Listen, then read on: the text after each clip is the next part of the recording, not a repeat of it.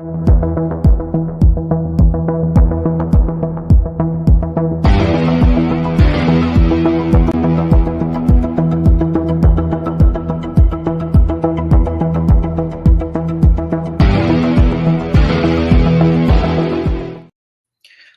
everyone, and welcome to the final entry of Monster Madness VIII, as well as Happy Halloween. And oh, perfect timing for one of my buddies.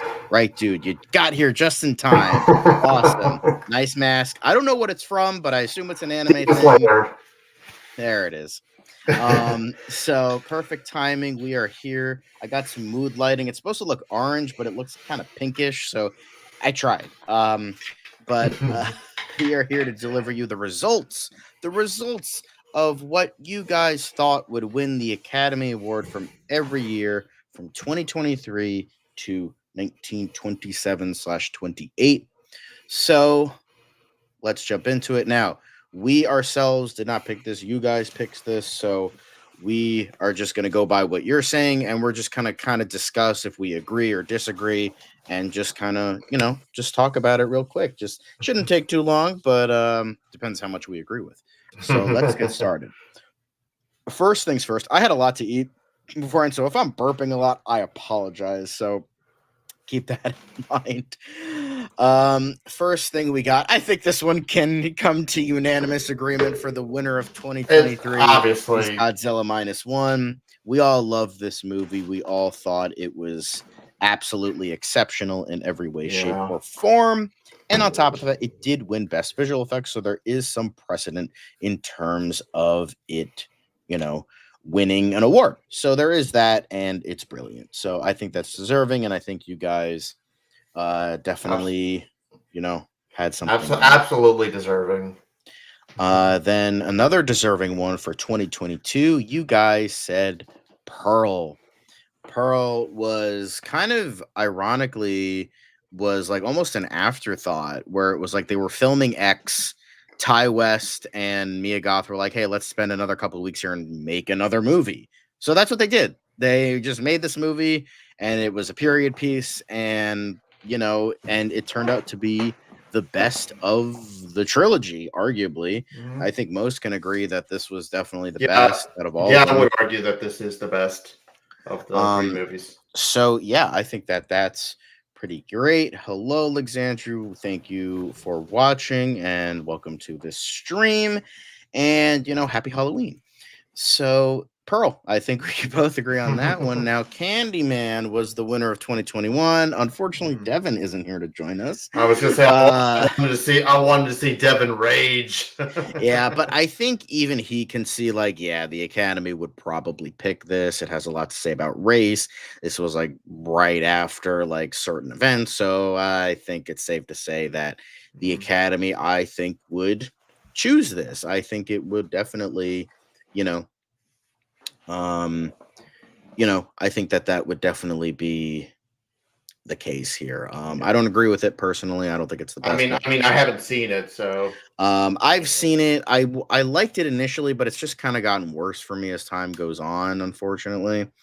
But yeah, it's inferior to the first movie. I haven't seen any of the other sequels, the direct-to-video sequels. I'm sure it's probably the only Candyman movie I've seen is the original. Yeah. So that is definitely the case here, where not deserving, but I think the Academy would choose it. Yeah. Next up, we have The Invisible Man. Not my personal choice for the best, obviously, but that was never the discussion. That was never, what we were talking about. We were talking about what the Academy would choose. Now, I don't know if the Academy would choose this one. This was more mainstream, but I do think the Academy could choose this, and it has a lot to say about women's rights, and abusive relationships, and obsessive behavior and all that. So I'm sure the Academy would definitely like that. So I don't fully agree, but I think there is some wiggle room there in terms of the choice here. I could see it. So next we have Midsummer. Now I know people have kind of soured on Ari Aster on our case, but it Mm, got overwhelming praise from I mean, critics. A lot of people liked it. I think I overall, honestly, even though I really hate what he did and pretty much how much he just shits on mental health kind of thing. But it's like, yeah, but in terms of like this is something that he got a lot of praise. He got a lot of praise for this. And I mean, this could be something that the Academy would go with. I don't yeah. agree, but I don't I agree don't with. agree with it, but I think they would I go with still it. have no idea what to make of it. So It's Wicker Man, but not nearly as good. I like the movie, but that's pretty much what it is. yeah. But speaking of Ari Aster, Hereditary is the other one, his two other movies. I know, I'm sorry, Rob. It makes sense. It got again, both of these movies got overwhelming praise. A Yeah. lot of critics liked it, and I think the Yeah. Academy would definitely go for that And if I there mean, was a best that's horror because film coming I know out. that there were people that I know that there were people out there that were actually pretty pissed that this actually never got any kind of nomination Yeah. at the Oscars. So I mean, I don't agree with this pick, but I could see the praise that it's been getting. So something they could. Yeah. Yeah. Next up, we have 2017. This was the This obvious is one. the obvious one. Come on. This was so fucking obvious. Oh, but we have a quick question. Alexandro, something Hold on a not minute. totally related. Oh, yeah, go ahead. So, Alexandra, you asked how many episodes of Shadows of the Unmade are you going to do?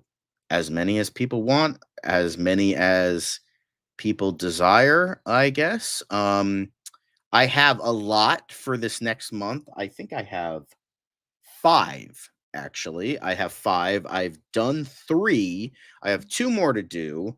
I need to edit 1 and then do all the prep for the last one. But yeah, I have 5 upcoming Shadows on the Made. A lot of people like it, and I just suddenly had this rush of ideas that were all horror related that could fit into post Monster Madness.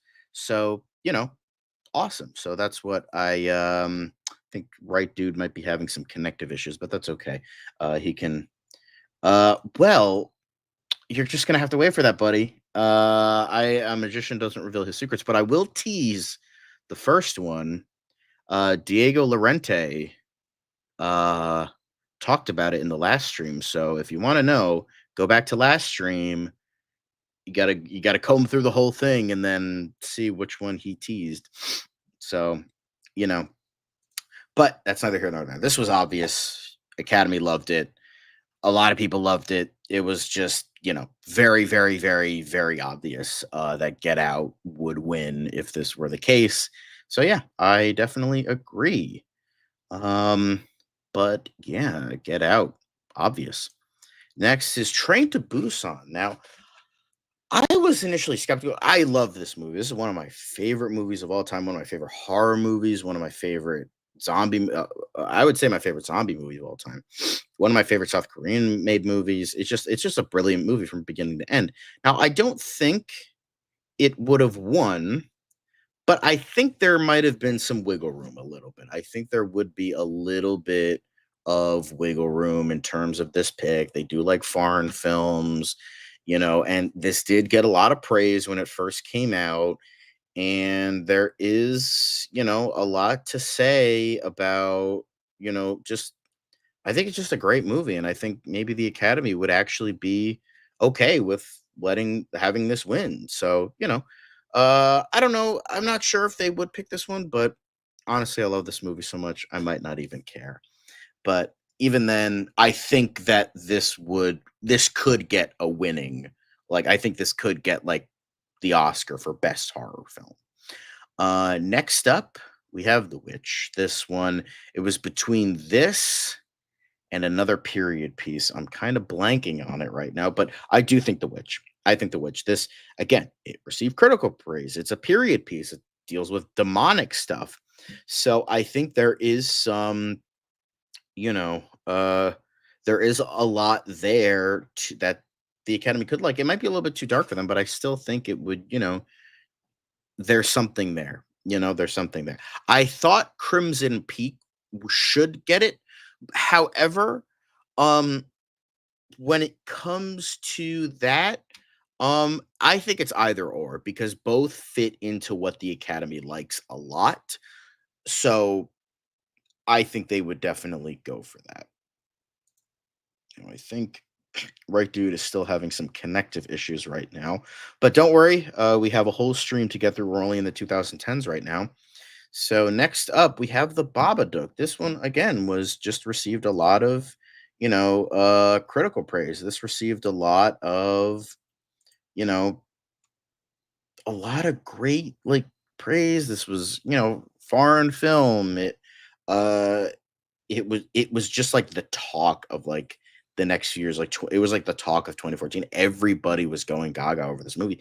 Even a lot of critics like this movie. So I definitely think that the Babadook would definitely win it. Um, but because I do think it has something to say that the Academy would like. It's got a single mother. It's about sorry about womanhood, about grief, about all this stuff like PTSD, uh, struggles of being that single mother, and all of that. So I think that they would like that a lot, and yeah, I think they would definitely go for that. Um, Now this one I don't agree with personally. I don't think I just don't think I think it's a little bit too like normie-ish. Um it's just like don't get me wrong, it's a very good movie. Um yeah, sorry, right dude is just texting me and just telling him it's not a problem, but that's okay. When sorry about this, guys. Um, but yeah, I personally don't agree with The Conjuring. I could maybe see it winning a sort of like, oh, it's popular, it could win type of thing. But I don't think I think there are other, more like fitting horror movies. It wasn't the best year, but I still think, something like Under the Skin or Stoker would probably it go to like because it's, very creative, like indie films and all that. I could maybe see The Conjuring, but I personally don't think that this would get the kind. I could maybe see it. It would be small, but I could maybe see it, you know?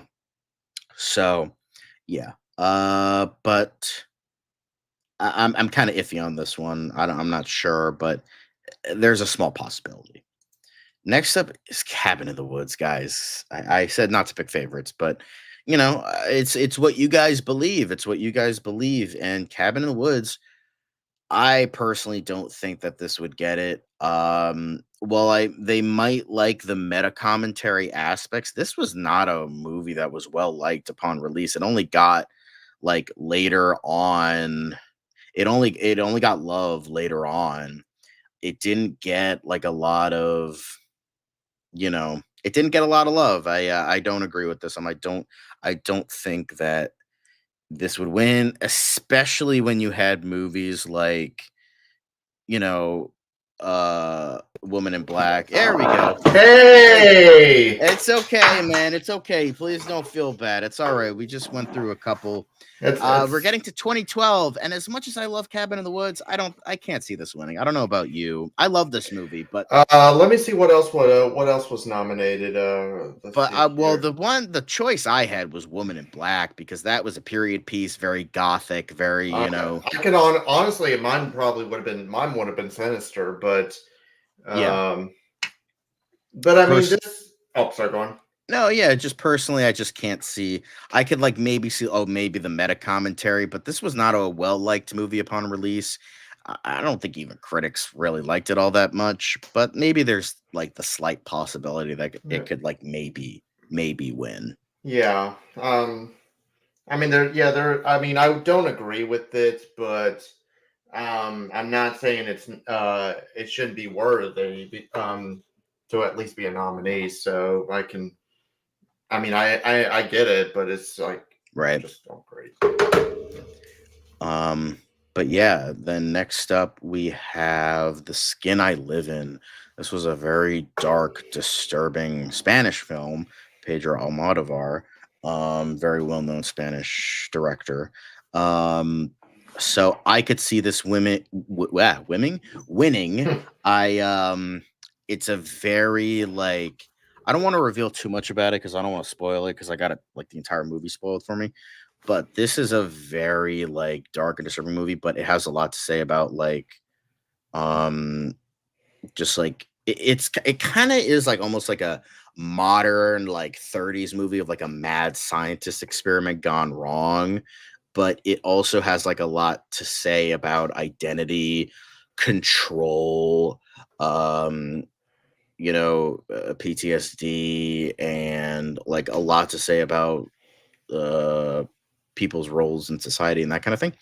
So I do believe that The Skin I Live In could definitely get it. It's a very disturbing movie. But yeah, Skin I Live In. Um from what I've heard. I haven't seen it. I don't I because the thing is I watched this like video on it, like somebody was like deconstructing it, and I was like, I never want to watch this movie now. I know that's the choice I made clicking on the video, so I'm not saying it's anybody else's fault, but yeah, I never want to watch this movie just because of the. Uh, I planned it, but I was like, I don't think I'm gonna watch it now. I've heard it's very good, very good, but I don't know if I could watch it with the subject matter. But next up, Black Swan, easy. Darren Aronofsky's Yeah, Perfect Blue. obviously, this would have won because I mean it got nominated for Best Picture. Yeah, It so didn't this would have win, but it still definitely got nominated for Best Picture. So they would have this loved it. It was this is psychological horror. Absolutely loved so it. this is another easy one. Yeah. And So, like you said, Darren Aronofsky's Perfect Blue. yep. Next up is Coraline. Hmm. Coraline. Now, my choice was House of the Devil, um, but I just watched it. It was terrible, but I will say I could see that winning because it's like it stuff to say about like satanic panic and demonic shit and all that. But I mean, it's possible that this could win. I don't think it won Best Animated Movie, No, but no Up won that Up year. won, which was nominated for Best Picture. But this was nominated for Yeah. Best Animated Feature, so And I maybe and like don't it I'm could sorry. win And this category. don't get me wrong. I love Up, but if I Mhm. were to say, I'd say that this probably was more deserving than that. So, Um, like I said, I love Up, but I just think Coraline probably was more but in deserving. terms of the Academy doing it, I don't know about that. I don't know about that. Um, I could maybe see it due to the Mhm. fact that it was nominated for another category, but outside of that, I'm not too sure. But it's an interesting choice, and Yeah, I again, if we're talking about personal stuff, a lot of these movies I agree personally, yeah. but I don't know if I don't know if this would win. Let the Right One In, definitely. Oh Skin yeah, is this was excellent, definitely. excellent movie. I 100% agree. Uh, I think we both do. Honestly, I'm just kind of wondering if the Strangers actually won and Devin was here. I just won. Was No, I don't think anybody even voted for that one. I would have to double oh, check, but they did, but it's just a funny image to see, like Devin get. yeah, no, I gotcha. It's that would be funny, but Let the Right One In. Great movie, great Oh yeah, vampire but this story. one's absolutely deserving. Yeah. So Um, both agree. mhm. Sweeney Todd. Now, in terms of the Academy, this checks a lot of boxes for them. This It's a period piece. It's based on a old like story that's like that was like over a century old at this point. not It's a not not period to piece. not It's to a mention musical. It's a love story. It's a revenge story. I feel like this this. is up their alley. I think this is honestly something that I definitely would be able to see winning because I mean, not to mention this also got some nominations. I think even Yeah, Johnny Depp was nominated for Best Actor, yeah. So and this is a definite agree in terms of what the Academy would choose. oh Most yeah, definitely. this was neat. Yep. Next is Monster House. I love this movie. I do. It's such an underrated movie. I don't think it would win. I Neither, mean, neither. again, similar with Coraline, it lost Best Animated Feature to Ratatouille, I think. No, it lost to Happy Feet. Happy Feet. Well, okay, that I don't agree with. Yeah, But yeah. however, I would say that this probably should have won best animated feature over the other two categories because it was between the first Cars, and Happy Feet. I think this should have won. But if we were to, in terms of like best horror film, I was probably rooting for The Host. I don't know I about would have you. said The Host because it was a bit more of a cult hit. It got more love later on, but even at the Yeah, time, it was well loved. I would have said Bug. I know you saw it and didn't like it, but the only reason I say Bug, it had a good cast and it had William Friedkin returning to horror, so yeah, I feel like that would have been another big one. That I think that probably would have won, but Monster House could be a decent enough contender, like it similar could with be. Coraline, where it's like, okay, it didn't win Best Animated Feature, we'll give it the best horror film because it also That, counts as horror. yeah, So I could maybe see it. yeah. The Descent, perfect movie, near perfect movie, fucking amazing. Not the US version, the UK version. I specified that on the forum too. Okay. UK version with the proper ending, 100%. It's an amazing movie, and it's like ensemble of women. I think they would like that. It's like foreboding, it's creepy, disturbing, and I think that I don't know if this would be up their alley specifically, but I think that it would. It could maybe check some boxes, or like it's just that great a movie. But I think this would be up their alley for the most part.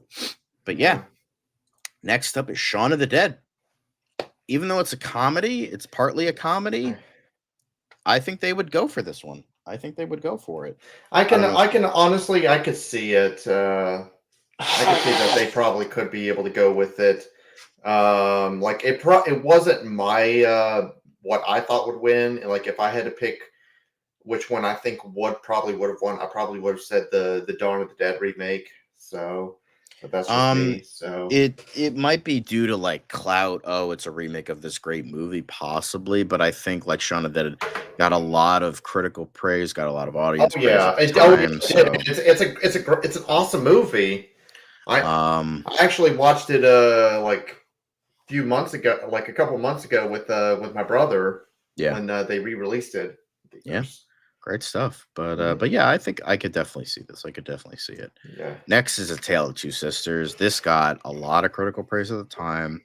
It's it's a bit under in terms of like South Korean horror, K horror.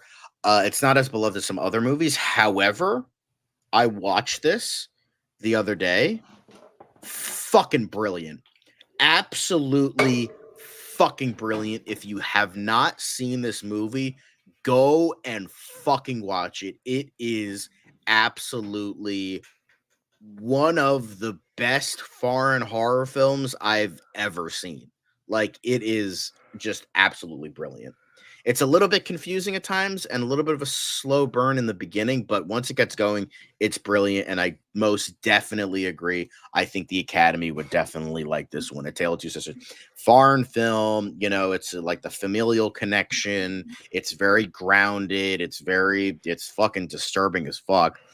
Just I can't sing the praises of this movie enough. Like it is just an amazing, amazing movie. So I think it would just be like, you know what, we're gonna just have a good movie win. So I'm glad you guys could agree. I'm glad Yeah. you could see what I saw. Hmm. But yeah, great stuff, and I think the Academy would have definitely liked it. Next up we have 28 Days Later.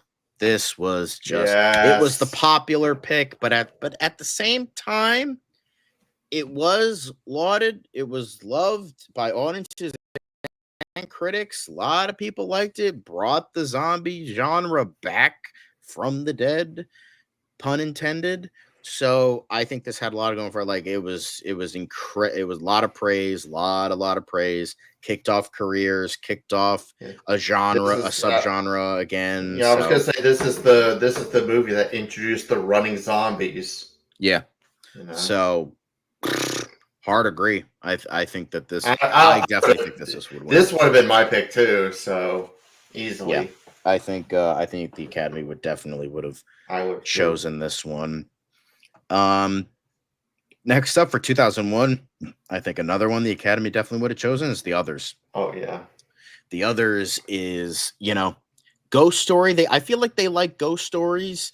It's a period piece, World War II, about not a single mother, but like close to it. It's got Nicole Kidman, produced by Tom Cruise. I think that it definitely checks a lot of boxes for them, and it's got an effective twist, very effective movie. I think it checks a lot of boxes for them, so I think that they would definitely pick this. Hey, Mark. Yeah. Hello. Sorry. Hey, I was just really getting into it, but yeah, we're just talking about the results now of all the forms. So yeah. But next up, last one of the 2000s. I don't know. You know what? It is a cold tip, but I don't. Hold on. American Psycho. Now, it wasn't well liked at the time, but I remember it was. I think Christian Bale got a lot of praise. So I think it has a little bit of the period piece there. It's got a commentary on like 80s yuppie culture, hedonism, materialism, all that stuff. So, and based on a book, it has a lot of stuff going for it, and it is just a very great movie. And I think that the Academy just would have gone with that. And Christian Bale, this was, a lot of people praised him at the time. So it's a bit more of a cult hit, but I think they would choose this one despite this. Yeah. But yeah, although Shadow of the Vampire might have come close. I probably honestly, it's like I'm kind of torn between this and like Shadow of the Vampire because I could see either one of them getting it. Yeah. Yeah. I mean, Shadow of the Vampire, a bunch of things got nominated. Willem Dafoe got nominated. I think it was nominated for a bunch of technical awards. I think Shadow of the Vampire would have taken it, honestly. I think that was that probably would have been better choice, but I think American Psycho they could have chosen as well. It has like a kind of in terms of like satire and commentary, I think they would have liked that as well. Yeah. Shadow of the Vampire probably would have been more likely, but I think I could definitely see this one as well. Next up, Sixth Sense. Easy. Obvious one. This is the obvious. This is obvious. Another obvious one. It was nominated for a whole bunch of. I think it also got nominated for Best Picture. I'm pretty sure it got nominated for Best Picture. So yeah, this was another fucking obvious one. It was holy shit, who the fuck is this M. Night Shyamalan guy? He's gonna have a really great career after this one. Oh yeah, not hits and misses. Yeah. But liked by the Academy. They loved it. To the point, Michael Caine thought Haley Joel Osment was going to win Best Supporting Actor. He was like, I thought this was going to go to Haley Joel. Honestly, I know, right? I know, right? So, but I love Michael Caine. Michael Caine. But yeah, easy one. Easy come, easy go. Ringu is our next one. Now, Perfect Blue was championing for a while. The only reason that I don't think Perfect Blue would have won is that it was like an anime movie. I don't think the Academy would have liked that. I was going to say, outside of Studio Ghibli, the Oscars do not like anime movies. No. And Ringu was, again, The Ring, Ringu was very, well regarded for the time. It's a great movie. Very good. Yeah, great movie. So I think, and I think this was at the time like the rise of like foreign films as well, like really like giving them the respect they deserve kind of thing. So I think the Academy would have liked this one. I think they would have definitely gone for it. So yeah, I think this was an easy choice. Next one is Devil's Advocate. This did receive mixed reviews at the time, but this is more of like a subdued horror that they would have like. It was more of a drama with supernatural horror elements. Yeah. And I feel like the Academy would have like kind of gone in that direction where it's like, it technically counts as a horror movie, so we'll count it. But even then I watched it and honestly, I thought it was really good. Like, I know this It is was like really kind of good. mixed. It's a lot of people think it's a little bit too campy, a little bit too silly. I thought it worked with what they were showing. Plus, it's got Al Pacino. I don't think he was nominated for this, but I think it did like have maybe like a couple technical nominations, and a lot of people, I think, quite a few critics did like it at the time. Yeah. it So, did. and they do like devil stuff. They do love like Mhm. devil shit, devil, demonic. That's like the big like thing the Academy likes, and we'll get to that when we hit the Everybody 70s. loves devil. Yeah, pretty much. But yeah, Devil's Advocate. Guys, come on.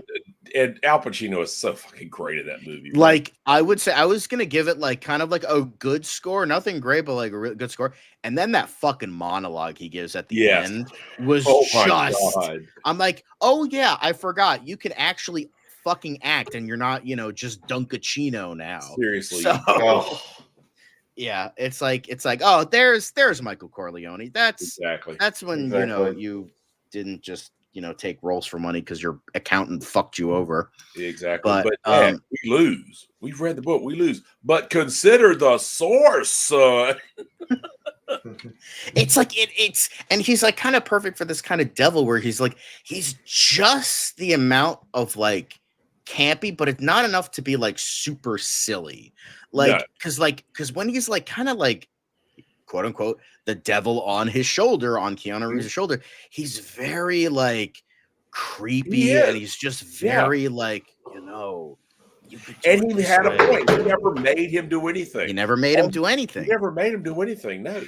No, that's That's kind of it kind of reminds me of the show Lucifer, where it's like kind of like I don't personally do anything. I just kind of Yeah. offer some advice kind of thing. Like, Exactly. and I really like that. I just How it's create like opportunities. That's it. where he's taking advantage of free will. That's Exactly. essentially, I like that, where it's just us getting fucked. Exactly. Like it's humanity fucking itself. Exactly. That's why my favorite depiction of hell is from Lucifer, but we're getting off topic.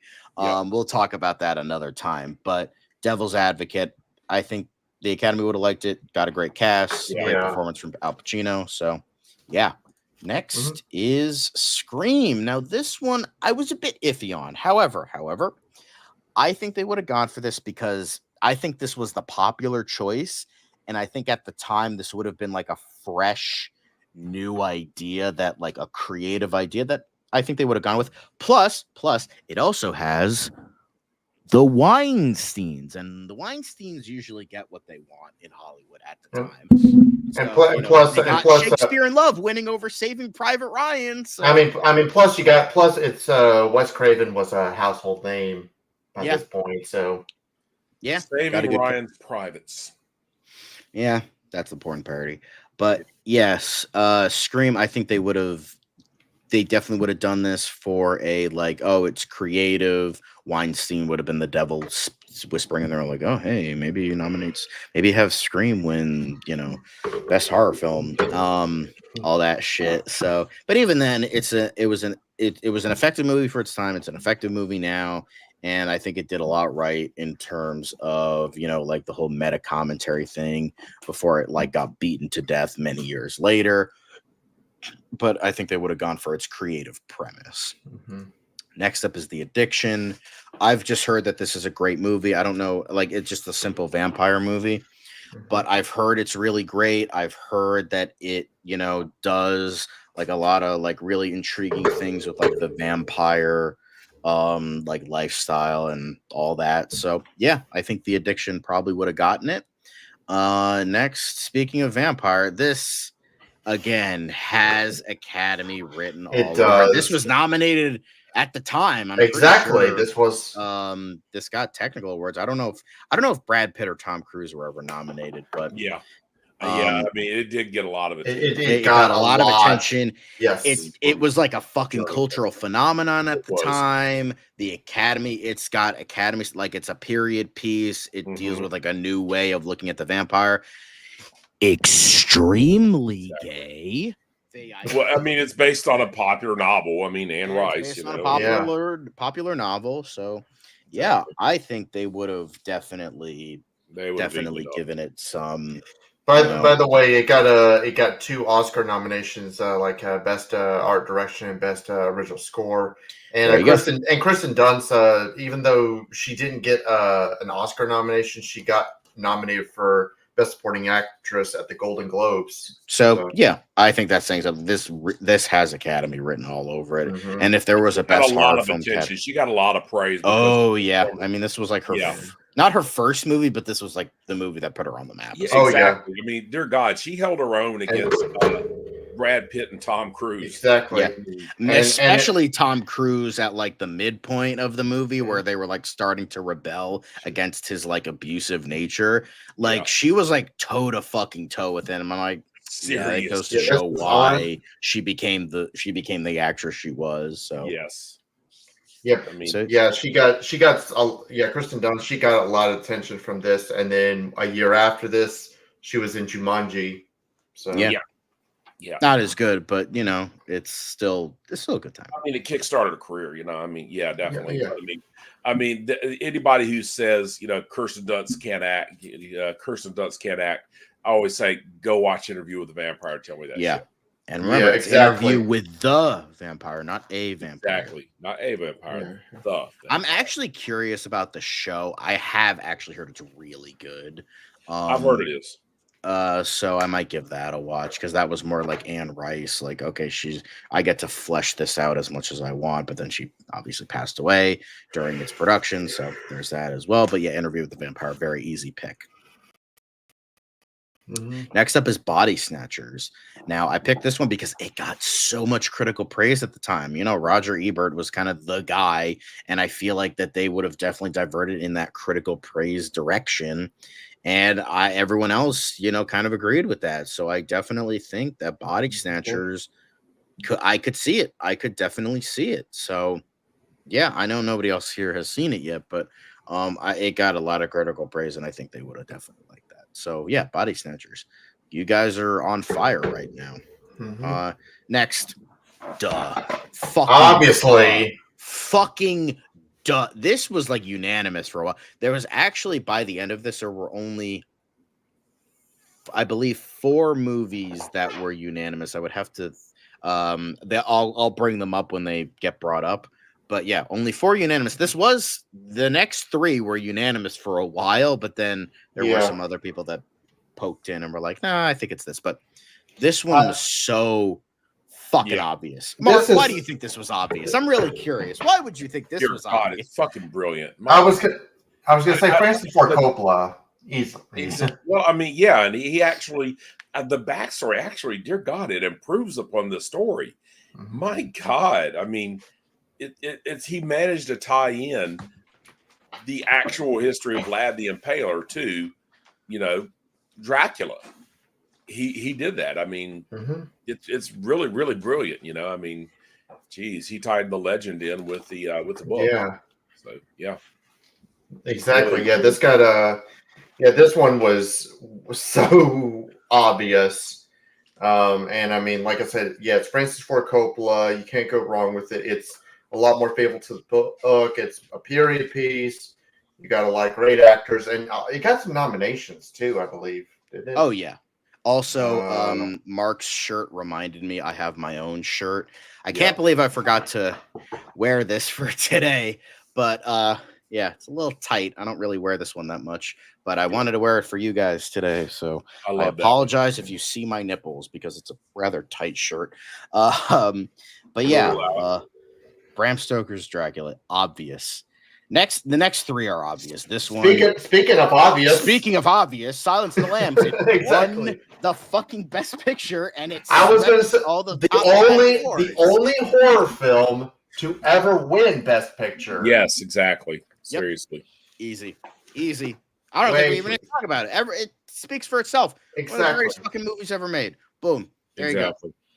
Next up, Misery. My personal pick for the best, greatest horror movie of all time. Yeah, not this one, but I mean, although I love it. Silence of the Lambs, yes. Silence of the Lambs, yeah. But yeah, Misery was another might obvious be his one. best adaptation. I'm telling you. Yeah, Oh, Misery. Yeah. Like Misery, great. Yes. Right. Just a great fucking movie. As Mark said, the only people that should be allowed to direct King adaptations: Frank Darabont, Rob Reiner, and Mike Flanagan. And this was a Rob Reiner movie, so there you go. But yeah, exceptionally obvious. Again, all three of these were unanimous Yeah, for a exactly. while. Kathy Bates deserved that Best Actress win. Yep, it won.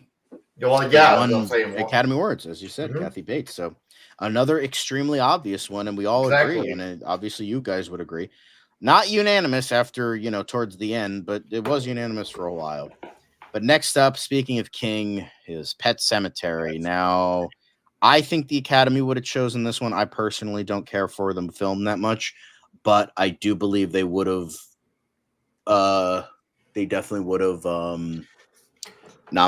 had this one win because it had a lot to do with a lot of great like themes of. I will say one of the few things I really like about the movie, other than Fred Gwynn, of course, was like the how like it talks about death to like children is very like adult, and it's not sugar coated, but it's like a way they would understand. Like I will say one of the few times Lewis Creed could actually fucking the guy who plays the dad can actually fucking act in this movie is when he's talking to the daughter about death and like how they deal with that, and like dealing with the death of a child, and I think it gets a lot of those themes and ideas right. I just think it's a rather mid kind of movie. You It's prefer the just remake more. Yeah, I do prefer the remake, but not many people do, so I didn't nominate it. But yeah, Pet Cemetery, I think it gets nails those things. I think the Academy would definitely appreciate. So yeah, Pet Cemetery would be 89. You guys would agree as well. Dead Ringers was the next one. Again, not a personal favorite of mine, but I could see the Academy being a fan of this one because it's very like it's one of Cronenberg's like more, I wouldn't say down to earth efforts, but it's more like it's less weird, but it still has his body horror kind of vibe. And yeah, I do believe that this would win. Even though I'm not a particular fan of it, I think they would have definitely given it to this one. I mean, I haven't really seen this one, but I will say that if, like, I don't like honestly, my pick probably would have been Beetlejuice. So since that actually did get like a couple of not Oscar nominations, Yeah, but but this, but seeing Beetlejuice how, leans more towards comedy. So well, yeah, I get that, yeah, but I mean, David Croberg, he is a household name, so I yeah. get it. So Yeah, so Dead Ringers, I definitely agree with this one. And then for 1987, I don't think this would have won. I'm sorry, guys. I know you guys have been pretty good so far, but this is like the first one where it would have been hard no from me personally, as someone who like knows the Academy and knows what they would like and do. Personally, I think it would have probably gone to the Lost Boys, um, or maybe the Stepfather, but I know that it was kind of like a bit of a weaker year, but Lost Boys, it's more of like a well-rounded movie, and it like fits into like the idea of like like the coolness of being a very modern, but I feel like they would be kind of into that. It's just Hellraisers. Yeah, it has the demonic stuff they like, but it's just too heavy on the fucking sadomasochistic BDSM shit that Clive Barker loves doing. Don't get me wrong, I love this movie. This is a great fucking movie. I don't think the Academy would have picked it for best horror film. I don't. This is I not up their probably alley. I probably would have seen. I mean, to be honest, I probably would have seen. If I had to guess, I probably would have said either this or The Lost Boys. I would have said Um, Lost Boys. It's definitely more up their alley in terms of something. I don't think they would pick this. I love this movie, but I don't think the Academy would have picked Hellraiser. yeah. Next Probably up, pick Lost Boys. yeah. You got to respect the Yeah. director and Joel Schumacher and and Oh yeah. yeah. Oh yeah. But yeah, next up is Aliens. This was a well-regarded movie. I know it's more sci-fi than horror, but it still has a lot of fucking horror elements. Everyone's, oh, it's not. It's sci-fi horror. It's sci-fi horror action. All right, so like, calm the fuck down. Yeah. Look, I mean, I'll admit that. I mean, I absolutely love this movie. but I don't think. I honestly thought that they would have picked Little Shop of Horrors since that's more of the Academy's alley. I do think Little Shop of Horrors or Manhunter would have probably gotten it. Manhunter, But yeah. I think there is probable cause for Aliens. It's one of the lesser ones I would have chosen that I think they would have picked. But I still think that this was in the running because I think this might have been like, oh, the popular choice. Let's pick Aliens. Yeah. You know?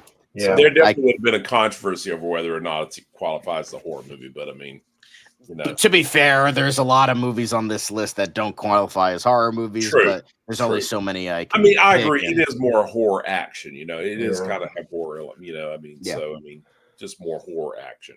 Yeah. But next up is Day of the Dead. Now, I'm not sure if this one would have gotten it because at the time it was not very well liked. It was only until later did it get reevaluation. A lot of people liked it. Now it's my favorite of the Dead trilogy. I think it's the best one by far, and it's a great movie. Don't get me wrong, great fucking movie. The only way I can see this winning is because and we'll get to those later. Bit of a spoiler alert. But because Night of the Living Dead and Dawn of the Dead did not win, and they're like, okay, those movies had a lot more to say and do about the zombie genre. Let's give George Romero his time to shine. We'll give it to Day of the Dead, kind of like Al Pacino winning for Scent of a Woman. All right, okay, we'll give him the fucking Oscar now. That's the only way I could see this winning. Is all right, fine, George will get it now. Maybe it's deserving over other shit. But we'll give it to him. That's the only way I could see this winning. It's not to say it's not a great movie. Again, we're just trying to think in what the Academy would choose, and I think that's the only thing I would really go for in terms of that aspect. But yeah, so that's 85. Next up is Rob's favorite. I don't think they would have given it to Nightmare on Elm Street. I probably think they would have gone with Tightrope, which was a Clint Eastwood movie. It's more it's a horror movie, but it's more so it's a detective cop story, but with horror elements. That would have been kind of like Devil's Advocate, where it was well, it technically counts as a horror movie, and it's more into stuff we like, so we'll pick Tightrope. But I could maybe see this winning. It was again sort of like the popular movie at the time. Yeah. So yeah, I think I could maybe see this winning. Personal effects aside, Rob, what do you think? I mean, I would say that because the thing is that yes, it is true that a lot of the Academy probably wouldn't be into a lot of slashers, Right. Especially at the time. But the thing for this is the fact that it's pretty much takes the idea of what if this demon, this psychological demon, is able to kill you when you're at your most vulnerable point. Yeah. And I think maybe creative aspect. Just the creative, and I do love all the different shots and all. In fact, I watched this again last night. So as John said, this is my favorite horror movie of all time. So it's just the uniqueness of the different angles, how they were able to pull off certain moments, the coming out of the wall, shots, that kind of thing. It's just, and I just think that just the idea, where this guy is able to kill you when you're asleep, when you're at your vulnerable point. Yeah. Kind of thing, you know what I mean? Yeah. So I mean, I could honestly see this. So yeah, I could maybe see this. It's not a definite no or definite yes, but I could maybe see this one. Well, what about you, Mark? Huh? Did you have anything to say? No, I mean, it's a great horror film. Obviously, I don't know if the Academy would have chosen it, but I mean, I could see them choosing Scream. I don't know if they would have chosen this. I mean, because Scream was more of a parody of them, So I mean, I think by then they would have, looking back, we would have with retrospect, they could have said, okay, yeah, Nightmare on Elm Street was great horror movie. So I mean, I think that's why they would have given it Scream. Yeah. I'm not sure they would have been ready at this time, though. I mean, yeah, I can kind of see that as well. Yeah. But yeah, next up is Dead Zone, another Cronenberg movie and another Stephen King movie. This is probably Cronenberg at his most subdued. It definitely doesn't follow his conventions or his style that much. Like, obviously, it still feels like a Cronenberg movie. It's not a body horror movie. But it's not body horror. He didn't do all body horror, like he did like other stuff. But even then, like in terms of horror, like not like something he did a lot. But even then, I think that this was definitely a great movie. I think the Academy would have liked Stephen King. I think they would have liked David Cronenberg. So I think they would have picked The Dead Zone. I do fully believe that they would have picked this. Would there have been, other better horror movies? Maybe, but I think Dead Zone was like a perfectly good choice. Next up, this was obvious. So obvious. Yeah. Fucking Poltergeist. This was a phenomenon at the time. I'm sure Mark will explain that real quick, but I do want to get my 2 cents in. This was just like it hit everything. It was mainstream, but at the same time, it was lauded. It like a lot of critics fucking love this movie. How it handled like ghosts, like an infestation, like it was almost like a bad case of bed bugs, like almost in a way. And then there was like this intriguing mystery of how like they handled this, and then there was a lot of like disturbing aspects with this movie. So I think they would have definitely gone for that. It was Tobe Hooper's most popular movie. Yeah. Whether he actually directed it is still up for debate. But yes, so Mark, having been there, what are your thoughts on Poltergeist winning? I could see it. Yeah, definitely. I mean, geez, it's to this day, if you ask somebody from my generation, you don't even got to ask them. Just say, Carol Ann, or they're here. Everybody knows exactly what the hell you're talking about. Yep. Everybody knows exactly what the hell you're talking about. This was a phenomenon, Yeah. So I mean, yeah, this was one of my first horror movies. Honestly, I can't remember if it was this or Halloween I saw first, but I mean, it's always one of these two, one of those two. But I mean, and I still love it. It's still a hell of a horror film. We do get some of those more like Tobe Hooper-esque moments. Yeah. Of like, the guy like peeling his skin off in the mirror. Mm-hmm. You like the big like ghost thing in the doorway. You get a lot of fucked up shit. Yeah. To showcase like Tobe Hooper's side. But yeah, it for the most part, it feels like a Steven Spielberg movie. Like he produced it. He allegedly really directed the movie. I know that's like a constant like if, ands, or buts. Steven Spielberg said no, but Tobe Hooper said like there's a lot of like he said, they said, she said, like there's a lot of like, but we're not here to talk about that. But it was a phenomenon. Everybody loved it. It was, this was Spielberg's year because E.T. He couldn't direct this because he was directing E.T.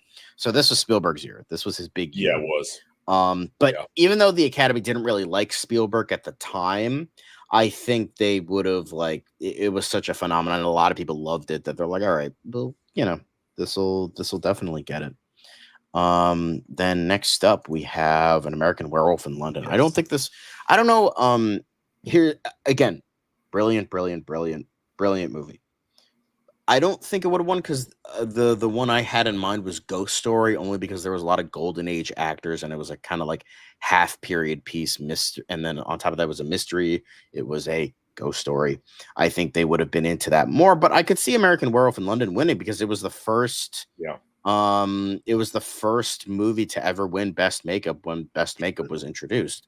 So not saying it's like, oh, definitely. No, this I think could have won. I think Ghost Story a little bit more, but American Werewolf in London was just so good because it was one of those things where it like interconnected comedy and horror so well that people kind of forget. It's like, it's also like partly a dark comedy. Because I mean, that's what John Landis was like mostly known for at the time, directing like Animal House and all that shit. So they had like a lot of dark humor aspects that were blended in. It's got the best werewolf transformation ever put to film, and it had like kind of the degradation of sanity in regards to this main guy. It's a shame he didn't really go on to do anything because the guy who played David was really fucking good here. Yeah, and he dealt with like that like degradation. And I really liked how when asked of like him like screaming during like the transformation, it's like John Landis was like, if you're turning from a 2-legged mammal to a 4-legged animal, that shit's gonna fucking hurt. Thank you. Exactly. Exactly. I mean, So, it I don't should. know. I mean, it's brilliant. It's It's still the greatest transformation scene ever. I mean, it's amazing. Yeah, I think it would have won just for that. Yeah. I think this probably would have won for that year. Also, fuck John Landis. Yeah, John Landis says, don't get me wrong, he's a piece of shit. However, he's a great director. He's a great director. Yeah. I mean, he probably got 3 people killed during a filming, but that totally wasn't his fault, but it was still partly his fault. Yeah. So.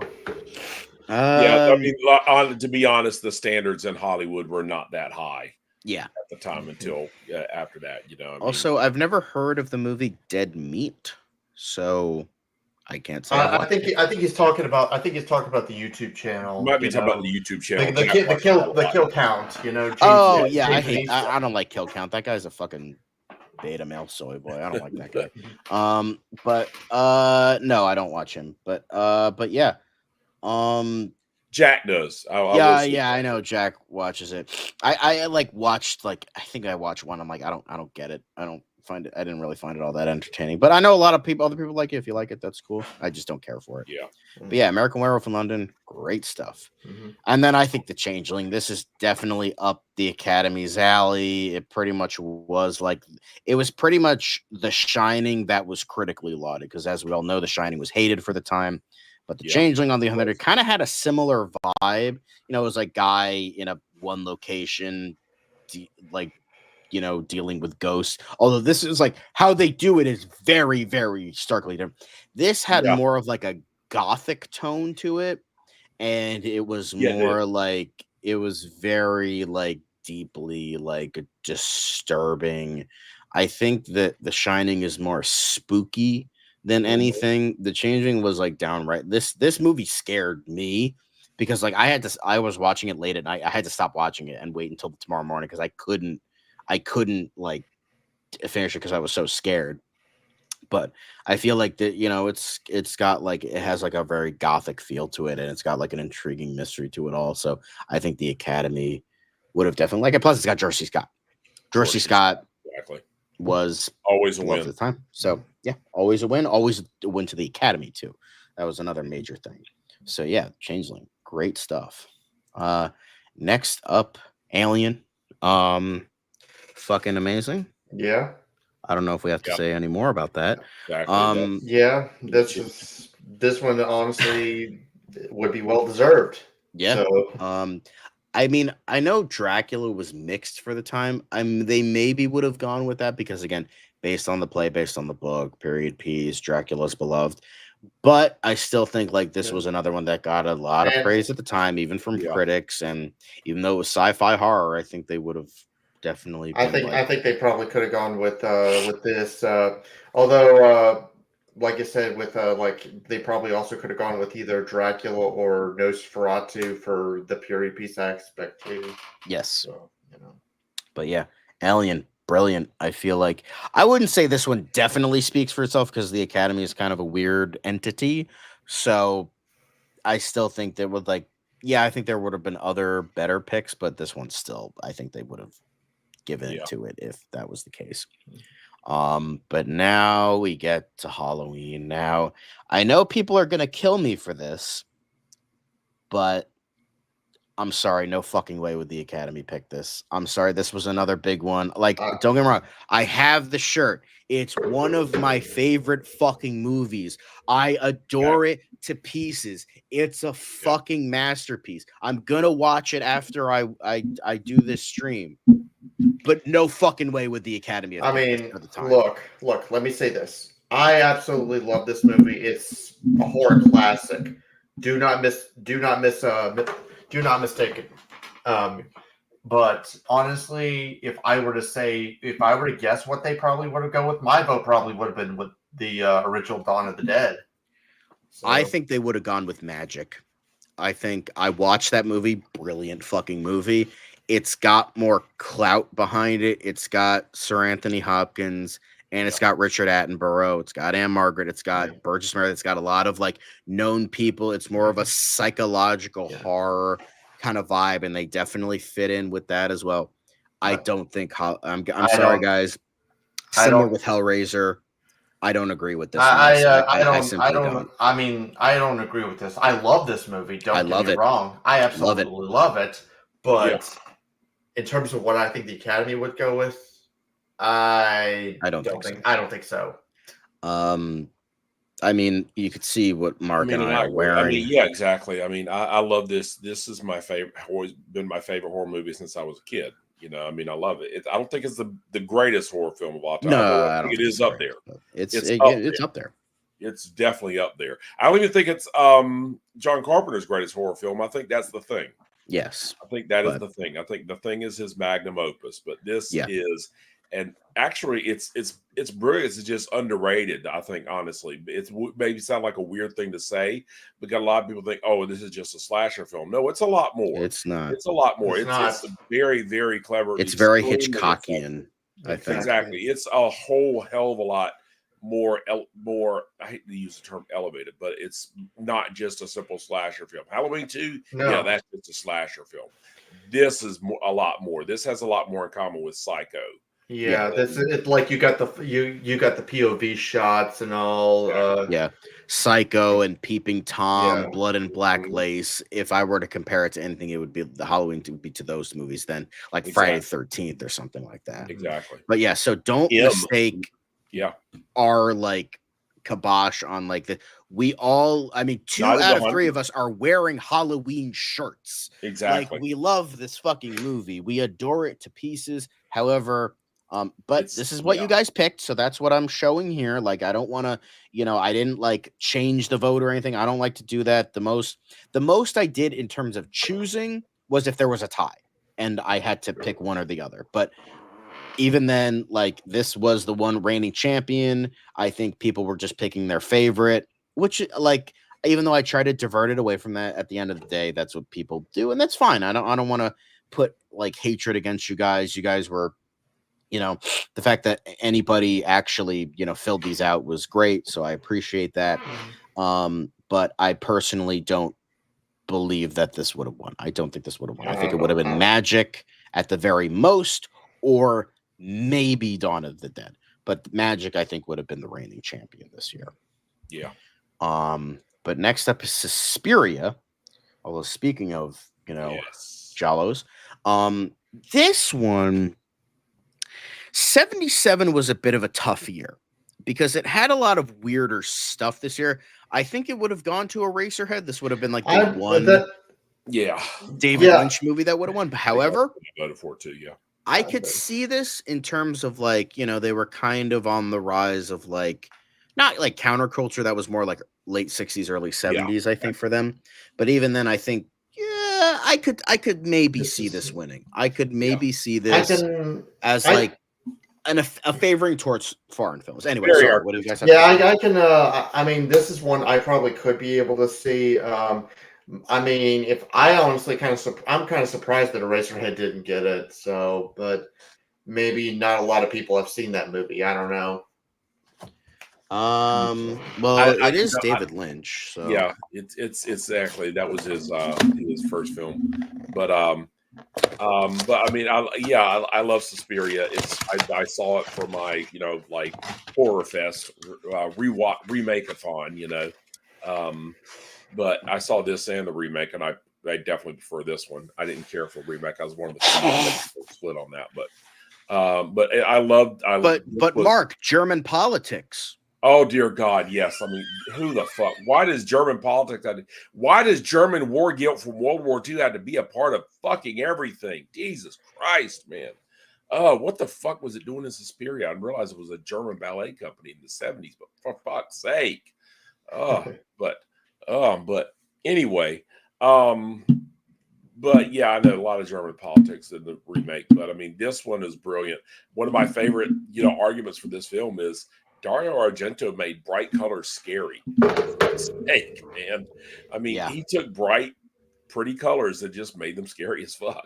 Yeah, but if not only that, because I remember when James Rolfe reviewed this movie, he was like, "When I think of atmosphere, I think of black and white movies because Yeah. nobody almost nobody does atmosphere like a good black and white Exactly. Universal Yeah. monster movie, RKO, Paramount, whatever. Mhm. That like just something about black and white is just infinitely creepier than color. Exactly. But this was like Dario Argento was like, "Fuck that shit, Technicolor, but I'm gonna scare the fuck out of you with atmosphere, with Exactly. suspense, with creep factor." And I don't get me wrong, the gore is great, but I like the atmosphere, like this, like the blind guy's death is a great like Mhm. example of that. It's just like, yeah, that's great stuff. And I think the Academy could have chosen this. Yep. You know, it's iffy, but like I could maybe see it. Also, Yeah. we have some questions from Diego again. Not really what we're talking about, but I like Danny Elfman. Danny Elfman's pretty great, a little overrated, but he's great. Kevin MacLeod is just kind of the guy who does public domain music, so I don't really have a. It's funny you anything. asked that because we were listening, of course, to the Halloween music, you know, on the way home from watching Halloween. And, you know, one of the things they played was the theme of Beetlejuice, Danny Elfman, you know. And I was thinking, you know, this guy really did make great scores back in the 80s and 90s and at least Oh yeah, 2000s, you know. fucking Oingo Boingo, man. Yeah, exactly. I mean, Jesus. But I mean, like that is a really I will consider score. I will Because I mean, it manages to be creepy and you know, it's fun and lighthearted. It matches the tone of the movie perfectly. It's fun and lighthearted, but at the same time, there's kind of a creep factor to it, you know. Yeah. So, but yeah, Suspiria, iffy, but I think could have gotten it. Then The Omen, obviously, nominated for Best Picture. Obvious, very obvious. It's all for you. It's all for you, Damien. It's all for you. And it's just so funny because I just got done watching this a few hours ago with my mom. And still holds up. I want to just you talking about it, I'm like, fuck, now I kind of want to rewatch The Omen. Yes, Dick Donner did direct The Omen. Shows the man had some fucking range. He would do this, and then 2 years later, he directed Superman. Exactly. And then a couple years later, fucking Lethal Weapon. Like, well, not a couple years, but like about 8-9 years later, boom, Lethal Weapon. Other stuff as well. Don't get me wrong, but no, it's Devin. You had plans. You've been here for pretty much every other fucking. It's fine, dude. We still love you, still appreciate you, but happy Halloween. Happy Halloween, dude. Enjoy time with your family, man. Like that's no problem. Yeah, seriously. Don't apologize. Come on. Fuck you, Devin. Fuck you, Devin, for apologizing. Go enjoy time with your family. Fucking nerd, as Jack would say. So fuck like we love Devin, we appreciate you, but like don't apologize. But happy Halloween. It's okay, dude. But yeah, The Omen, obviously, duh. Dick Donner, fucking legend, R.I.P. But yeah, duh. Yeah. Another duh is Jaws. Duh. Like this was like fun fact, this is actually Ice Cube's favorite movie of all time.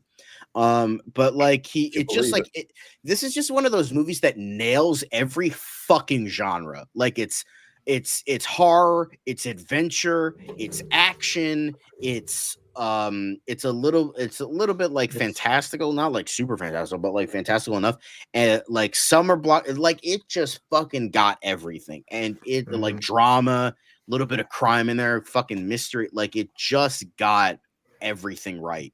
It like again, this is an obvious one. It's like, of course this would win. I'm pretty sure this was nominated for Best Picture. So boom. I think it was. Obvious. Yeah, it was. Yeah. Obvious. I don't think that. There's not much really anything to say. This one, again, similar with Halloween. I love this movie. It's a great fucking movie. I don't think the Academy would have picked. I consider not even putting this in the nomination because I'm like, no way would they fucking nominate it, let alone like have it win. But I'm like, I didn't have any other nomination, so I had to include it. Honestly, look, I love this movie, but I don't think the Academy would have gone with it. So, no, like, honestly, if you were to ask me, I probably would have said something like Black Christmas or something. Black Christmas was pretty controversial for the time. I probably would have gone with Young Frankenstein because Mel Brooks was pretty well liked. I think that would have been a safe choice. It was an homage to the old classic Golden Age. You know, it's there was a lot The of greatest dedication horror on that comedy of end. all time. Also, That's by the way, rest in peace, Terry Garr. yes, exactly. But I think they probably would have gone with Young Frankenstein. Yeah, it's a horror comedy, but we had horror I comedies agree. before. Yeah, it is a great I mean, film. Shaun of the Dead it's one. great. Shaun of the Dead exactly. one.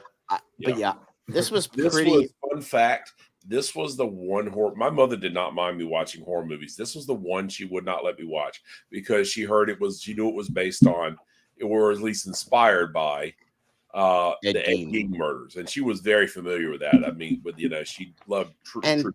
She read a lot about Ed Gein, and yeah, I knew it's not the Ed Gein. Having seen, once I finally did see it, I was like, this has nothing to do with it. With Ed Gein, but I gotta say, props to Ed Gein for inspiring 3 of some of the greatest fucking horror movies of all time. Yeah, Psycho, Texas Chainsaw Massacre, and Silence of the Lambs. Exactly. What a goat! I mean, fucking psychopath, but you know what? He is the goat in terms of inspiration, man. Exactly. Yeah. But yeah, sure, he's digging up dead bodies and wearing women's skin, but hey, I mean, shit. Yeah, I mean, got mommy issues, but that's okay. Who doesn't? Exactly. I don't agree with fan fiction shipping real people. That's kind of creepy and weird, and I'm not really a fan of that. Speaking of based on real people, but happy Halloween, Diego. Thank you for watching. But yeah, the obvious. Easy. This was, if we're going in backwards chronological order, this was the first out of 4 that got a unanimous 100% vote in terms of all this got like 7 or 8 votes, I think. Not a lot. Fuck you guys for not doing it. No, I'm just kidding. But this was unanimous. It's just like it was nominated. You had people fainting in the theater. It was fucking lauded. Critical. I was gonna say people for years have been claiming it as the scariest movie of all time. Scariest movie ever made. Considered the greatest horror film ever made. I mean, it's Exorcist. You gotta look at it at the time, but I mean, look. The thing is, I mean, when you call something the scariest movie of all time, that's always going to change because standards change. At the time in 1973. That shit was pretty shocking. Today, people would just yawn at that shit. Yeah. I mean, that's girl thumping on a bed. Why is that scary? You have to basically make a fucking snuff film to shock people nowadays. Terrifier says hello. Yeah. That's like one step away from being a fucking snuff film. Yeah. But The Exorcist, like, again, yeah, that's what we're talking about. It's just like, it's still revered to this day. Like, I haven't rewatched it, but I've gone back and have gotten some appreciation for it. It's just some of the like scarier aspects seem a bit silly to me. It's just like, it's hard for me to wrap my head around it, but I'm going to try and rewatch it in like a more open mind. I watched this in college. I was very like contrarian back then. So I'm like, all right, let me try. I'm gonna probably hopefully eventually watch this. I mean, look, this is I've always said that this is a movie that I have more of a respect for than I could say that I actually really love. Like this is not my favorite horror movie, right? But I mean, it's one that I could say I have more respect. Yes. But I mean, my appreciation for this movie has changed a lot over the years. Of course, when I was young, you were on a very conservative Christian family. I looked at it from the point of view, oh, this shit is real. This shit could be real. But I mean, now I know, of course, older and no longer that, more of a skeptic. But I mean, now I would look at it as like, now I appreciate it more from the literary point of view of, this is really about the exorcist himself. This is about Father Karras. Hence the actual fucking title that a lot of people seem to forget about. Exactly. This is really about Father Karras. The irony is that that's not him in the poster. No, that would be. It's a bit of misdirection there. It's clever. It makes you think. I mean, one of the most iconic shots in horror history. That's like it's still used today. Like I think a couple months back, I was watching Evil, and they fucking do that shot. And I think they did it in like Master of Disguise too, or something like that. Like it's so iconic. It's again revered. It's revered movie. I feel like I need to rewatch it to like me. Hopefully I get an appreciation for it because like I want to like this movie more because it's so revered. Like I don't want to force myself. I mean, if I don't like it as much, You've read the book now, right? for I own it, but I haven't read it yet. I'm It's a bad very with good reading. read. It's a good read because I mean, Yeah, I loved how it goes more into his thought I started process. this like a month and a half ago, Yeah, and I'm still because only that. the priest is skeptical. I mean, he's approaching it from a more skeptical point of view, like he says in the film. I mean, yeah, this was like 400 years ago we did this shit, but today, we're more about science and shit like this. I mean, we're more advanced. We don't do this anymore. So I mean, yeah, even a buddy of mine was challenge to his explaining. faith, so He was talking about how like William Peter Blatty's like belief versus William Friedkin's skepticism and their friendship made the movie work as well as it did. Yeah. And I'm like, that's an interesting way of putting it, and very, very intriguing. So it kind of weirdly worked in a way. Let's hope Mike Flanagan can actually, make a actually good movie since it's been since 1990 that they have made a good Exorcist movie. So, let's hope. But yeah, Exorcist unanimous. You guys were unanimous with this one. But yeah, Deliverance, another obvious one. This one was. I still need to watch this movie. Like for years, I refused to watch it because it just looked that fucking disturbing to me. And you know what? In the backwaters of fucking East bumfuck nowhere, it's a fucking scary thought of just like getting lost and like having nothing. Yeah. Yeah. I mean, it is a pretty terrifying movie. So yeah. And everyone says, "Oh, it's not a horror movie," but like. It is a fucking horror movie. It is. Like, come on.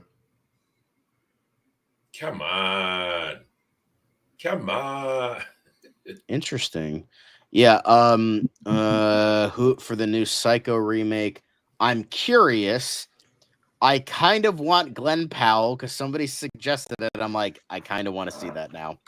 But it just Glenn Howerton would be way too fucking obvious because he's like, oh, he plays like fucking pretty much American Psycho slasher kind of guy, and It's Always Sunny. So it's like, no point there. I can't see Jamie Foxx. I can't see Daniel Radcliffe. But honestly, that's why I want to see Daniel Radcliffe though, because you can't see him in there. I could see Jamie Foxx because Jamie Foxx is a great actor. The man can do anything. He can pull it off. But I mean, just like that's another case where I think it's just too obvious. Like now, I want to see somebody who you wouldn't normally think of. You would never think of Daniel Radcliffe or something like this. That's exactly what I want to see. That's a fair assessment. And he would probably be open to it. Jamie Foxx is a little bit harder because it's like an 80s yuppie culture and not a lot of black people were a part of that culture. So I think that would be hard to imagine. He could do it, most definitely. But it would just be hard to imagine in terms of like that aspect. But that might add into it. Maybe they could like do something like that, maybe. But yeah, I think Deliverance was a fairly obvious one, great cast, creepy as fuck. Disturbing, from what I've heard. So yeah, you guys, top notch. Very disturbing. It's extreme. It really is. Hicksploitation. Hicksploitation. But I could tell you this how fucking. This was like a Hicksploitation movie that got mainstream attention because like this was like a huge movie for its time, and like a lot of people really liked it, and it got quite a bit of critical praise too. So yeah, it did. Next up is Willard. Again, this was a movie that received a lot of praise for the time, and I definitely think that it would have won. It was kind of like this weird little movie that it just got so much praise in like so little time. Bruce Davison started a career and all that. So yeah, I think simple movie based on a book that they also tend to like that. So yeah, plus it's got Ernest Borgnine. Ernest Borgnine's always a win.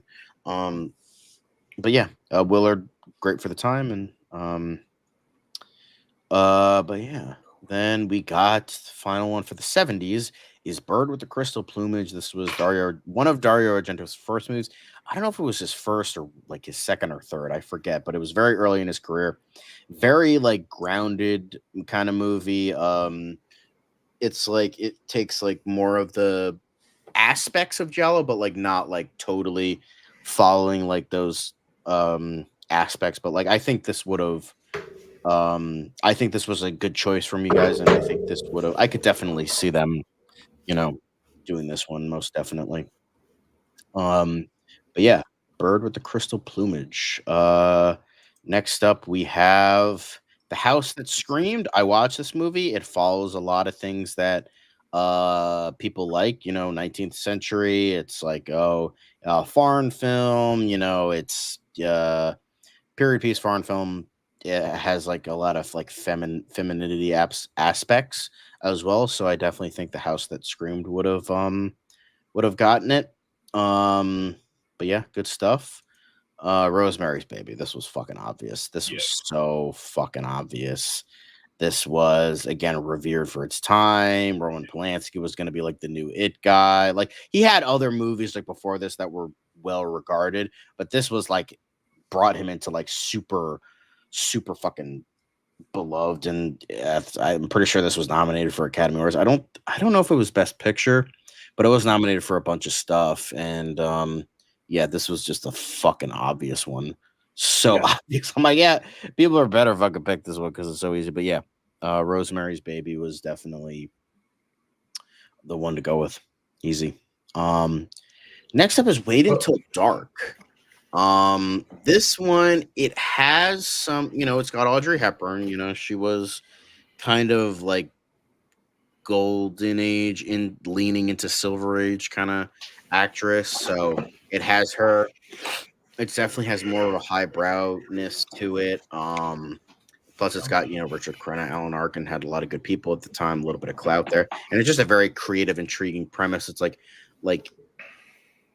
even though it's not like there was no final girl yet, there was still the idea of like someone a woman who's like hampered, who can't like do much. She was blind. Mhm. So it's like having to use that creativeness to like stop her, the people invading her home and that kind of thing. So I definitely think they would have really liked that very grounded sort of film. But yeah, Wait Until Dark is another. I wouldn't say it's an obvious one, but I could definitely see them, doing that. Next is The Witches. Now, okay, so I don't think this would have won. This is another one that would have been a definite no. However, I think the reason it won was a bit of miscommunication because people, I don't think, paid attention to some of the years. They just see a title and they recognize it. So I think the reason this was picked because they thought it was the Nicholas Rogue movie from it, 1990, the Roald Dahl the Roald adaptation Dahl, the Roald with Dahl adaptation. with Angelica Houston. I think that's why this was chosen. I think that's literally the only reason. Like, oh yeah, I know The Witches, even though they're like obviously it wasn't, the Roald Dahl book. No, it wasn't. This was like an I, entirely. I So honestly thought Kill Baby Kill would be. I think Seconds would have won because it was a John Frankenheimer movie and it had Rock Hudson. It had a lot to say about modern society. It had it was very ahead of its time with like sort of the death of the American dream. It did get a lot of critical acclaim at the time. So, and I'm not just saying that as someone who loves the movie. Like I just saw it recently and I thought it was exceptional. Like even outside of that, I think it did get a lot of, did get a lot of praise for the time. It did have a lot of clout attached to it.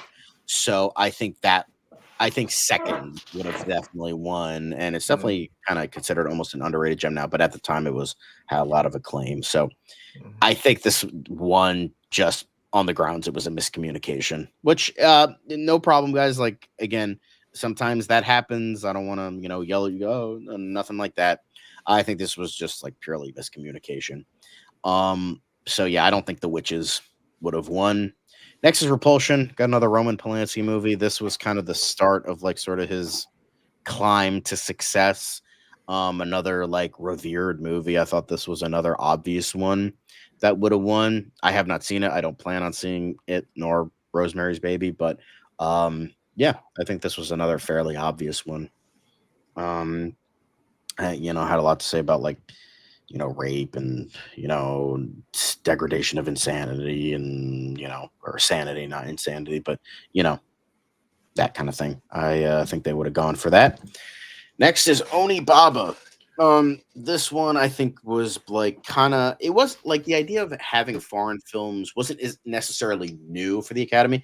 I think they incorporated foreign films into other nominations. Was I think done at like 1945, 19 I think it was 1945, but right at the end of World War II. So I think they would have like kind of they would, and this was like early 60s, so we were kind of feeding into counterculture at the time. They were kind of getting into like that new age sort of vibe, so I think they would have done a foreign film like this. I think they would have um uh I think they would have gone with Hush Hush Sweet Charlotte, but I think this was another decent contender I think you guys chose.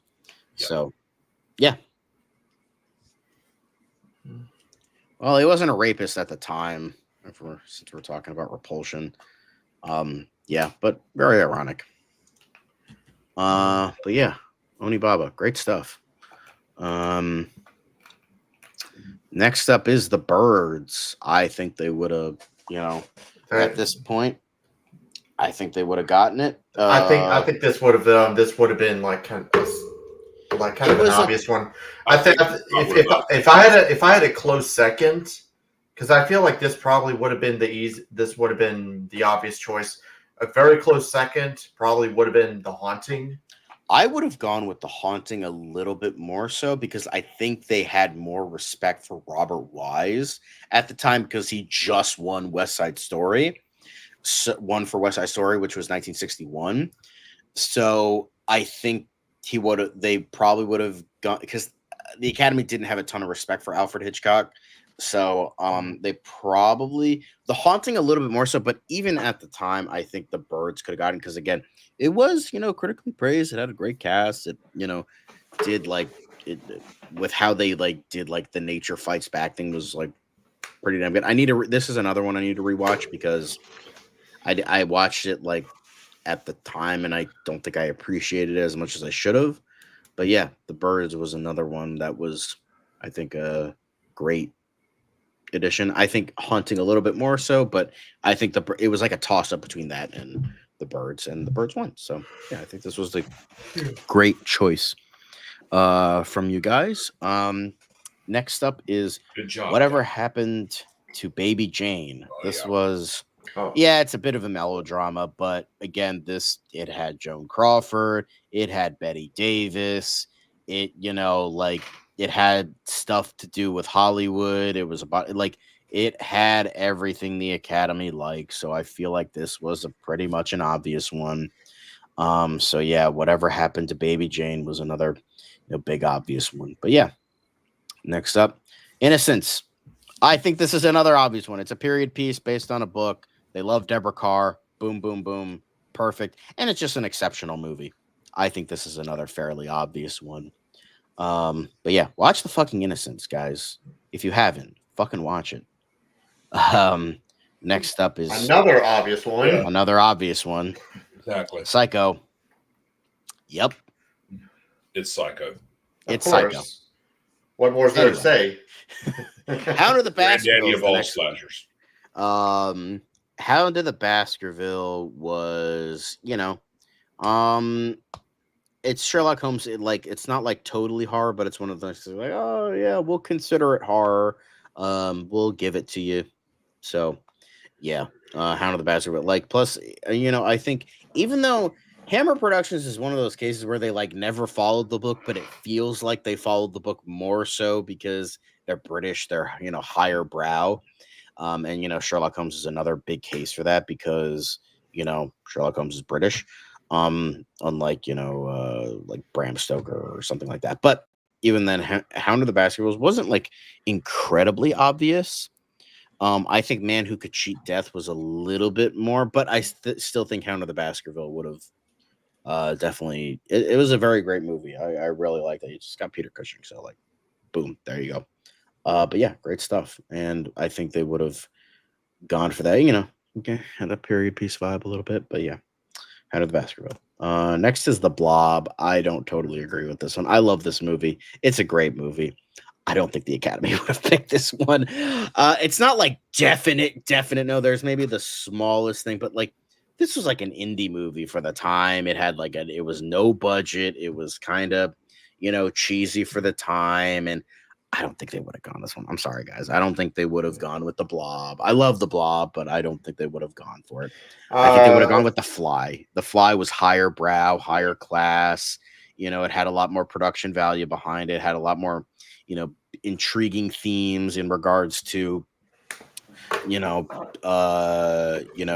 science versus humanity, and sort of like the, Yeah. kind of an unreliable narrator trope, not totally, but like kind of in that vein.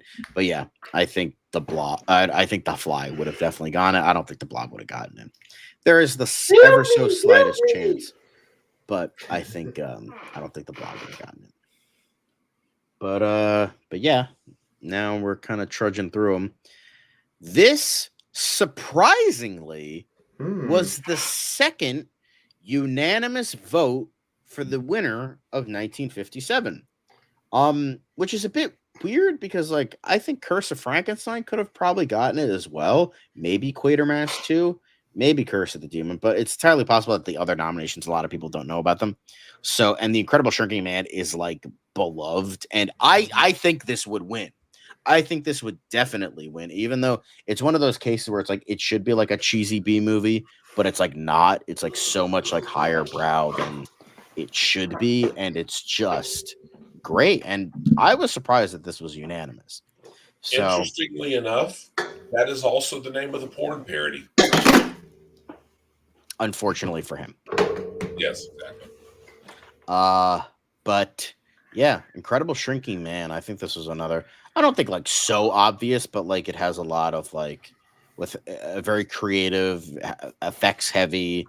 Brent Williams did a great job, and it has like a little bit of the like scientific mystery that I think that a lot of these movies hadn't. I think would have worked. But yeah, Incredible Shrinking Man, another good one. Next is Invasion of the Body Snatchers, another I movie. This was now I don't think this would have been like a no or anything, but I think the Bad Seed ever so slightly would have gotten it. But Invasion of the Body Snatchers, I still think this would have gotten it. I think they would have liked it. There was like the whole thing with like, oh, like being anti-communism, and like it's just very well directed. You like really follow this guy, played by Kevin McCarthy, who was just fucking great. Yes, he is. It did like it does have like maybe a couple of silly or goofy moments, but even then, for the most part, it's like effective, very effective with what it does, and like the invasion part and how it like goes towards that. But and I love how they tried so hard with the Hays Code at the time to really make this try to have a more ambiguous ending. So even then, that's highly respectable. So yeah, I think this would have maybe not like been the most obvious choice, but I think I think it would have definitely they definitely would have gotten it. So yeah, great stuff.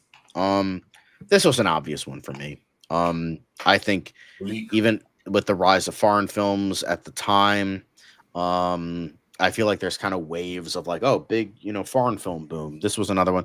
And it's just a fucking amazing movie. Like it's so good and like so effective, like how it equally blends psychological horror with like noir with thriller.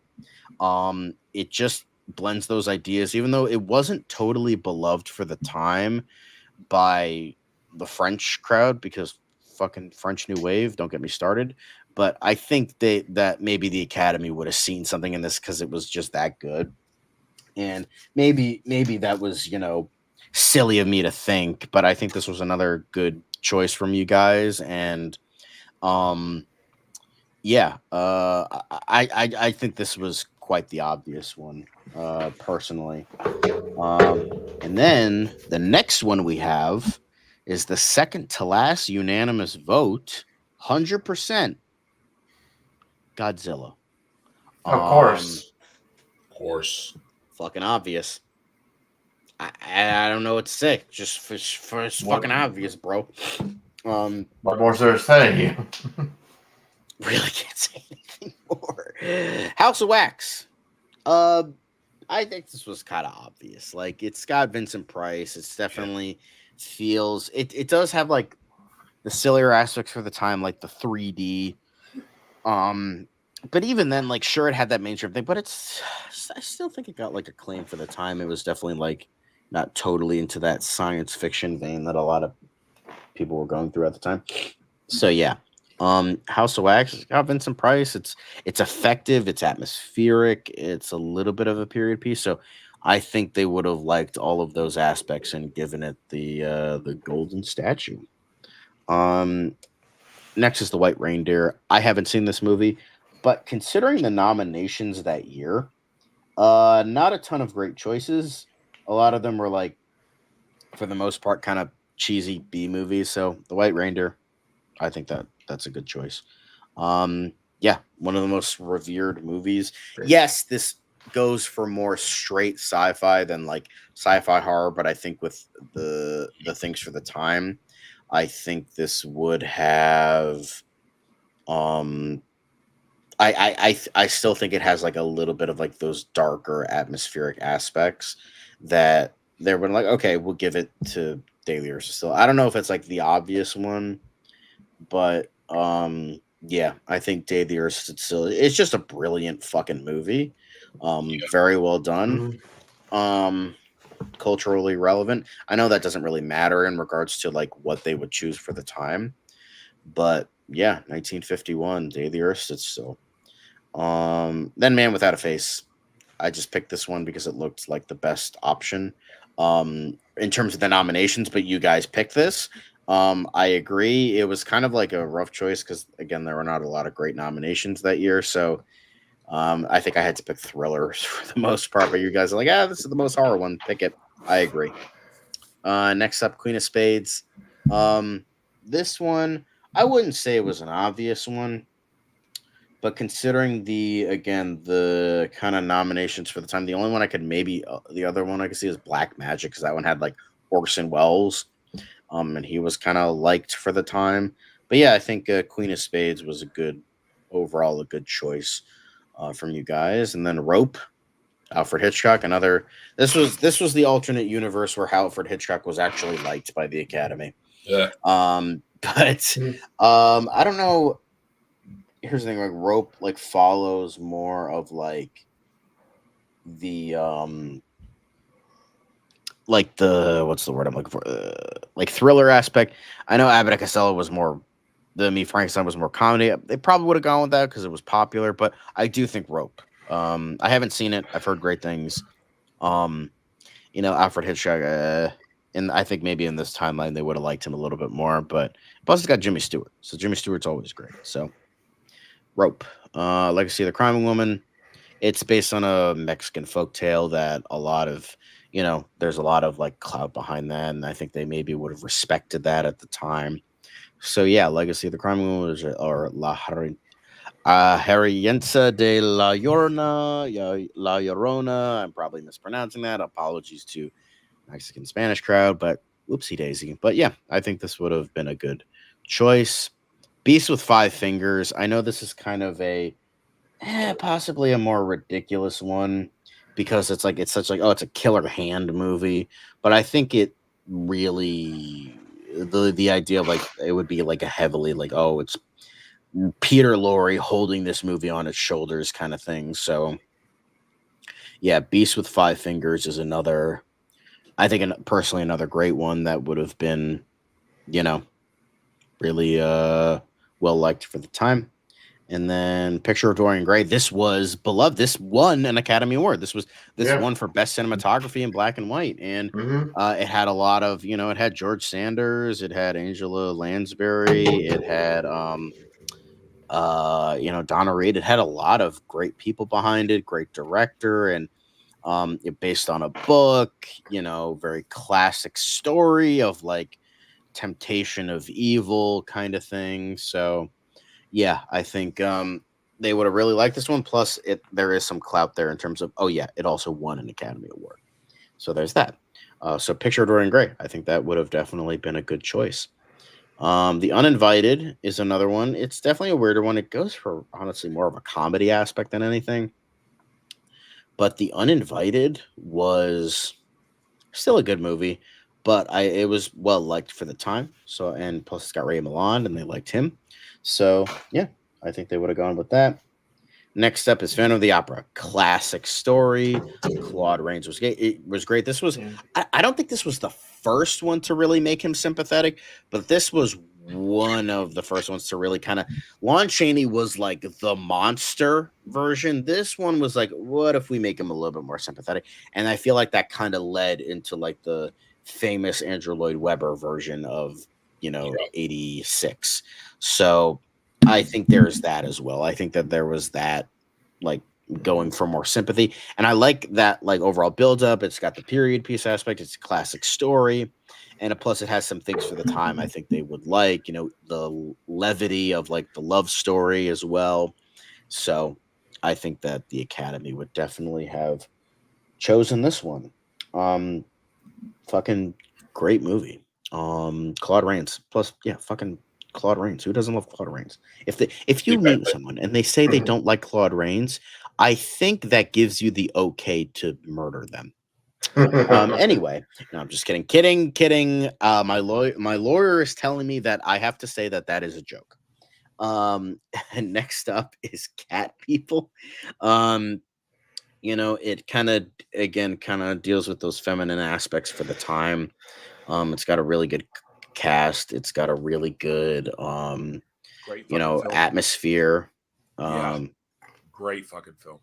yeah, really good. The remake is pure sex. Hell yeah, Jesus Christ.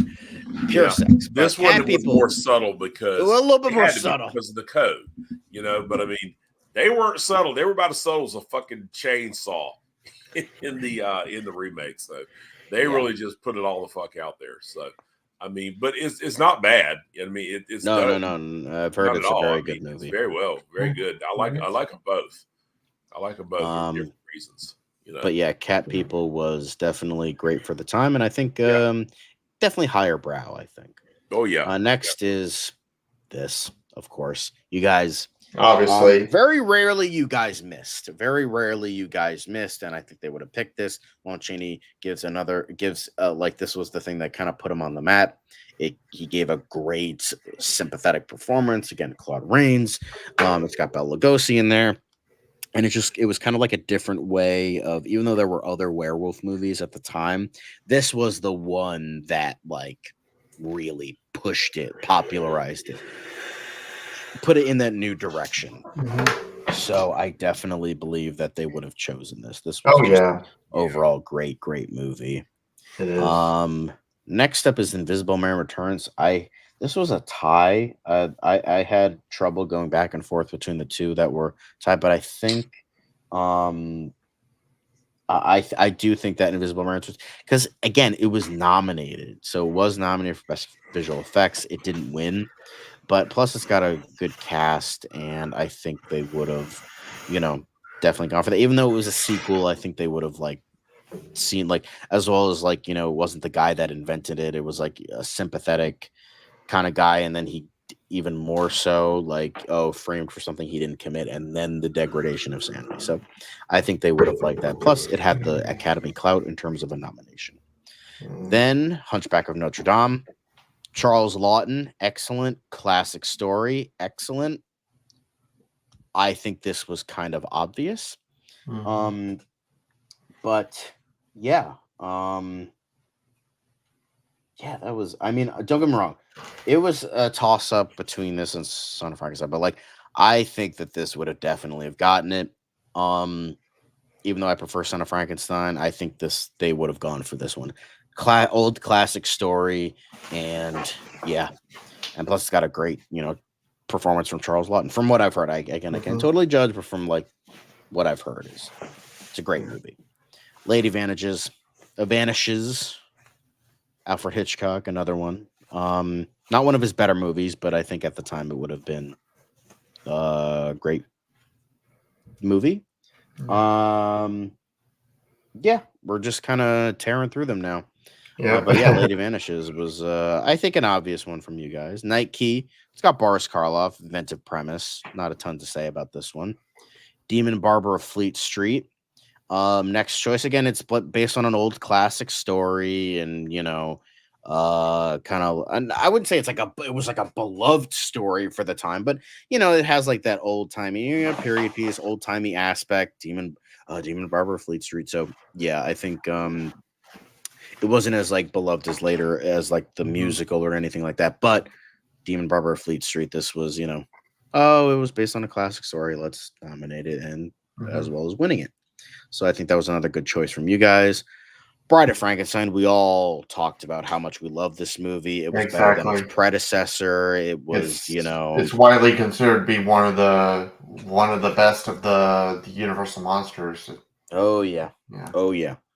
So I think that this was the obvious choice. It was just like, great movie for the time, and improved on a lot of aspects. It made him more sympathetic, better written, better acted, just like better everything from its predecessor. Not saying its predecessor is a bad movie, and we'll get to that soon, but Bride of Frankenstein, fucking amazing movie, and I think they would have seen that. Invisible Man, a little bit of cheating because this really came out in 33, but I cheated a little bit because that bout of 6 months was never showcased in film. So I'm like, okay, let me add it to 1934. So Invisible Man, just like, again, degradation of sanity. It was well liked for the time. Great movie. But yeah, Invisible Man. King Kong, beloved. This one was way too obvious. So fucking obvious. But yeah, honestly, not a ton to say about that one. Exactly. Then we get to the other one, Frankenstein. Now, I don't personally, I know I'm gonna get hate for this one, but I don't think they would have gone with Frankenstein. Personally, I think they would have gone with Jekyll and Hyde, or at the time Jekyll and Hyde, because it had Frederick March in it. So I don't think this would have been like a flat no, but I think they would have gone with Jekyll and Hyde for the time, because Frederick March was a beloved actor. Like, even by that point, like, he was pretty beloved. And this was like before his like major fame, but this was like, that was like such a well done performance.